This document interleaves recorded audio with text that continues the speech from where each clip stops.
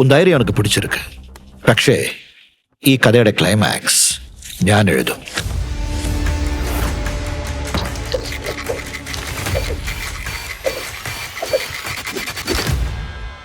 ഈ പ്രാവശ്യം എന്താന്ന് പറ. ഏറ്റവും മുകളിൽ 3 dice. Number 1. Good, very good. ഇത്തരം ചൂതാട്ടത്തിൽ വിജയിക്കാനുള്ള രഹസ്യം എന്താണെന്നറിയാലോ? ഒന്ന് മാത്രം, ചൂത് കളിക്കരുത്. കാരണം അത് കളിയല്ല, കബളിപ്പിക്കലാണ്. നീ ഈ കളി പഠിക്കാൻ ആഗ്രഹിക്കുന്നോ? എന്റെ അച്ഛൻ ഈ കളി വെച്ചാണ് അവർ കൊന്നത്.